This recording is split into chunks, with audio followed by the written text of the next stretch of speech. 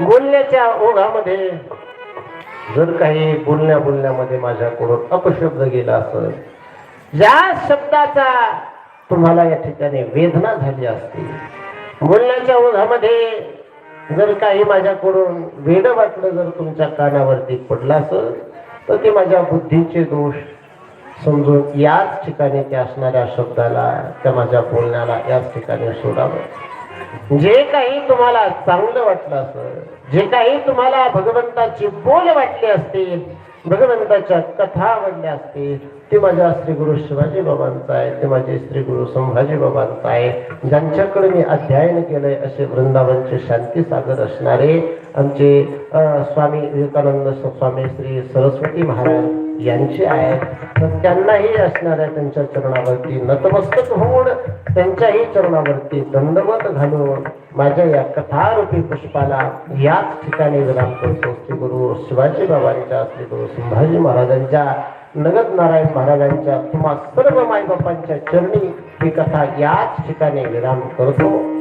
जीवनामध्ये काही जरी प्राप्त नाही झालं ना, तर ज्या ज्या वेळेस आपल्या जीवनामध्ये दुःख येईल, कितीही मोठं आघात असू द्या, कितीही मोठी दुःख असू द्या, एकदा त्या भोले बाबाकडे, एकदा त्या भोले बाबाच्या मंदिरामध्ये, एकदा त्या भगवान शंकराच्या मंदिरामध्ये जावं आणि त्याला आपलं असणारं दुःख सांगावं.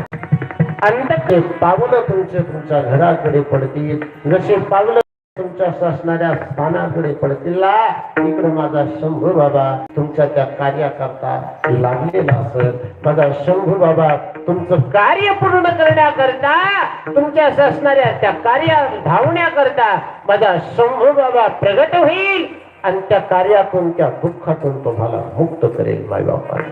म्हणून भगवान शिवशंकराची पूजा करावी, आराधना करावी आणि त्या भगवान शिवशंकराच्या आराधनेमध्ये आपलं आयुष्य त्या ठिकाणी वेचवावं. झालेली ही कथारूपी पुष्प याच ठिकाणी विराम, ग्रंथ पूजा होईल आणि मग लोकांचे सत्कार होतील आणि मग असे असणारे त्या ठिकाणी महाराज पुढची जी काही रूपरेषा आहे ते असणारे आमचे नाना तुम्हाला सांगतो.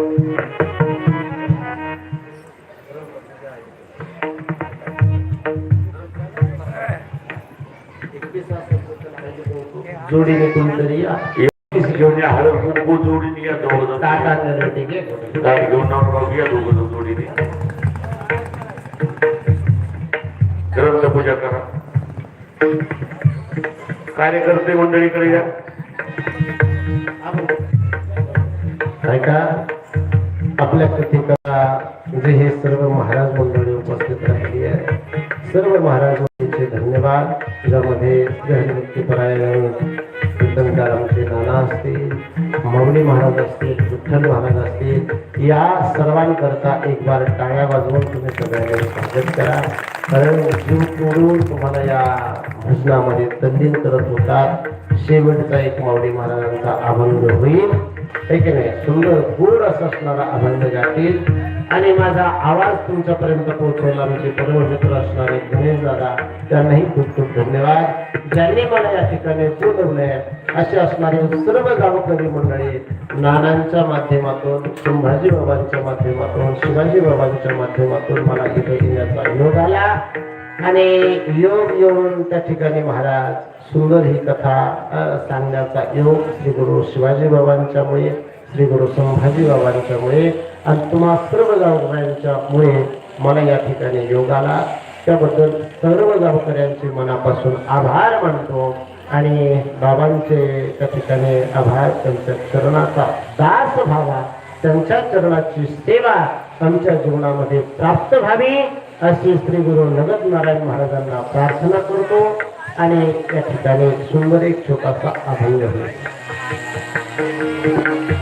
Oh